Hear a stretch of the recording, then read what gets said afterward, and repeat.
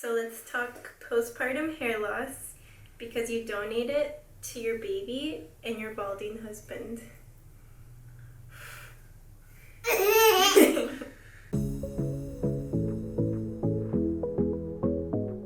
Let's talk about one of the not so fun parts of postpartum, which is postpartum hair loss.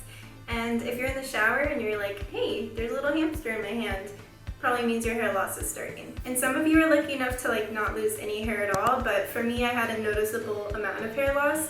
So I'll share with you some of the tips that I learned along the way, and I'll show you what my regrowth looks like at this point. Okay, so I put my hair up so you can see my regrowth. This is all, I'm trying to pull it all down, this is all hair that fell out and is now growing back. See, I'm holding my hair up. This is just, whew, there's a lot. So this is 8 months worth of regrowth.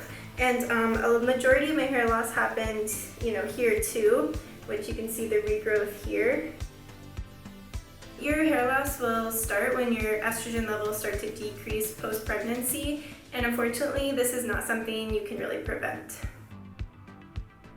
For me, the hair loss started at about 4 months, and that's when I started my period as well. I was just in the shower and I was like, oh, there's all my hair.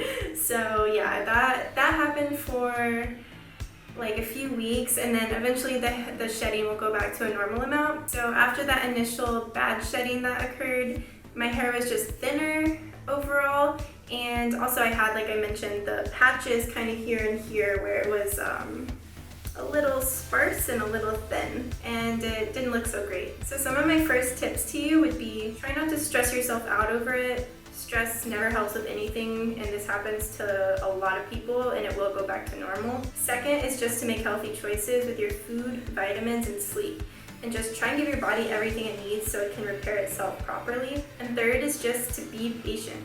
It's only temporary, so kind of find what works for you in the time being until your hair returns to normal. Okay, so let's talk about some of the hair tricks that I use that really helped kind of disguise some of the hair loss that was occurring. So first would be a haircut.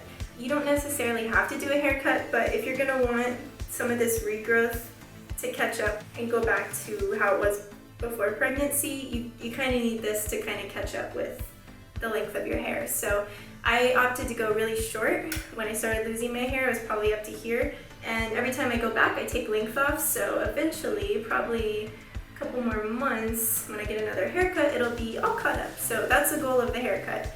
So second tip would be to invest in some hair powders, such as this one. It really helps to fill in some of the areas where your hair thinned out a lot. And this brand I used was Color Wow. Yeah, it worked really well. I got it at Ulta, and basically all you do is you just pick the color that matches your hair, and you just put it on the brush and you put it wherever you need to fill in, and it really stays super good and it doesn't come off unless you shower. Okay, so my third and final tip would be to opt for low hairstyles. Prior to my hair loss, I was like the queen of the high ponytail. That was like how I wore my hair every day. I'd slick it back in a really high ponytail.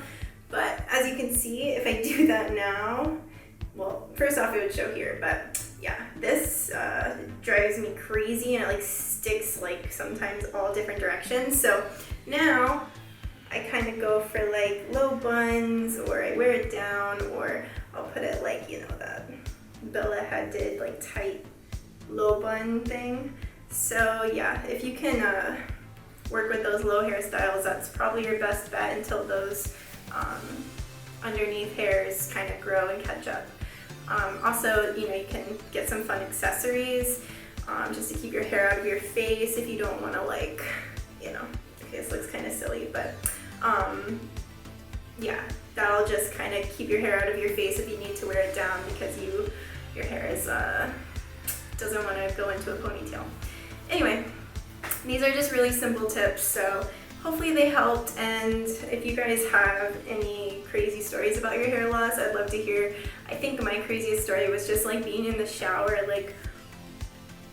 no, because I loved my really thick, long hair at the time, and I was like, I knew it was gonna happen, but I didn't expect it to come out so much, so just don't panic.